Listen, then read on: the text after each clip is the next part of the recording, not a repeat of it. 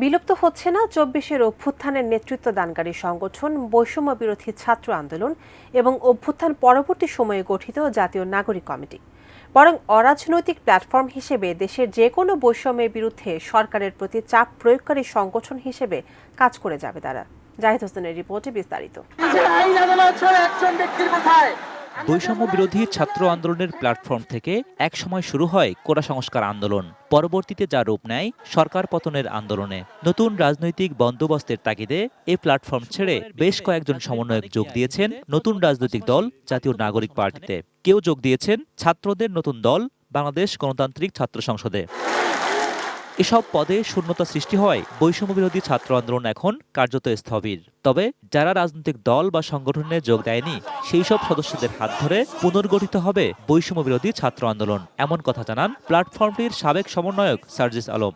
এটা কোনো রাজনৈতিক প্ল্যাটফর্ম না হয়ে বরং একটা অরাজনৈতিক একটা প্ল্যাটফর্ম হিসেবে থাকা উচিত, যেই প্ল্যাটফর্মটা বাংলাদেশের বৈষম্যের বিরুদ্ধে নেতৃত্ব দিবে। ২৬ ফেব্রুয়ারি আহ্বায়ক, সদস্য সচিব, মুখপাত্র, মুখ্য সংগঠক এই 4টি পদ বহাল রেখে বাকি সকল পদ ও সেলের বিলুপ্তি ঘোষণা করে জাতীয় নাগরিক কমিটি। পরবর্তীতে তারা নিজেদের মধ্যে কাউন্সিল করেই তাদের নেতৃত্ব নির্বাচন করবেন এবং তারা গঠনতন্ত্র চূড়ান্ত করে তাদের কর্মসূচিগুলো তারা পরিচালনা করবেন। সব মশার বিরুদ্ধে সুরক্ষা দিতে এলো বসুন্ধরা এক্সট্রিম অ্যারোসল, মশার বিরুদ্ধে এক্সট্রিম সুরক্ষা। তারা বলছেন প্ল্যাটফর্ম দুটি স্বাধীনভাবে ভবিষ্যৎ কার্যক্রম পরিচালনা করবে, সরব থাকবে যে কোনো বৈষম্যের বিরুদ্ধেই। যে বৈষম্য বিরোধী ছাত্র আন্দোলন এটা একটা গণ অভ্যুত্থানের প্ল্যাটফর্মটা বাংলাদেশে অবশ্যই আমি আমার জায়গা থেকে মনে করি থাকা উচিত। পূর্বতন যারা আহ্বায়ক এবং সদস্য সচিব যারা ছিলেন তাদের উপর একটা দায়িত্ব দেওয়া আছে যে তারা এই পুনর্গঠন প্রক্রিয়াটা নেতৃত্ব দেবেন।